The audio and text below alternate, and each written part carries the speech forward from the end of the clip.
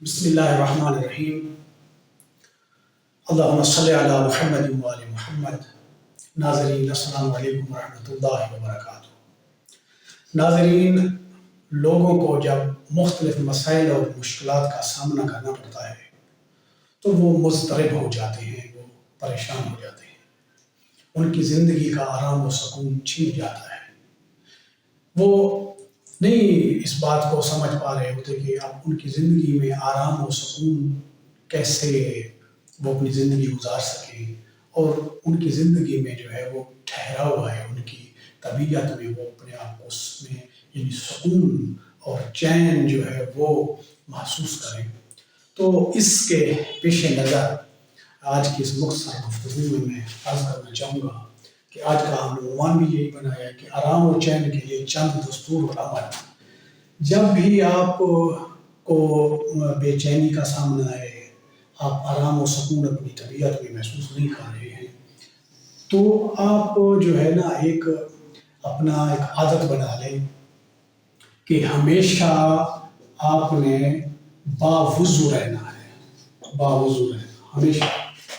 یعنی جب انسان وضو کر لیتا ہے تو وہ اپنی اس طبیعت میں اپنے آپ میں وہ ایک آرام و سکون سے، حتیٰ کہ جب آپ سونے لگیں تب بھی آپ وضو کر کے سویا کریں۔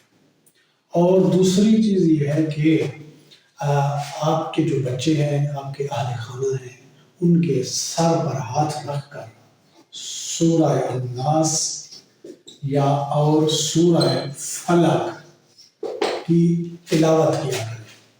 یہ ہم نے اپنے استادوں سے یہی سنا ہے کہ پیغمبر اعظم صلی اللہ علیہ وسلم امام حسن اور امام حسین علیہ السلام کے سروں پر ہاتھ رکھ کے وہ سورہ ناس اور سورہ فلق کی تلاوت کرتے تھے، اور یہ تعلیم دینا مراد ہوتی تھی کہ ایسا کرنے سے بچوں کو محفوظ رکھا جاتا ہے مصیبتوں اور بلاؤں سے۔ اور اسی طرح ہمیشہ جو ہے وہ صدقہ جو ہے وہ دیتے رہنا روزانہ، یعنی آپ اپنے لیے، اپنے خانوادہ کے تحفظ کے لیے، انہیں مصیبتوں اور بلاؤں سے محفوظ بنانے کے لیے آپ صدقہ جو ہے وہ اپنی زندگی کی روٹین بنائیں۔ اور اس میں چوتھا نقطہ اور دستور العمل یہ ہے کہ ہر رات یعنی ہر شب سورہ حشر کی تلاوت کیا کریں۔ یہ سورہ حشر کی جب آپ تلاوت کریں گے تو آپ کو ایک اپنی زندگی میں آپ آرام و سکون محسوس کریں گے۔ اور اسی طرح آپ ذکر کیا کریں حسبنا اللہ، حسبنا اللہ و نعم الوکیل، حسبنا اللہ و نعم الوکیل۔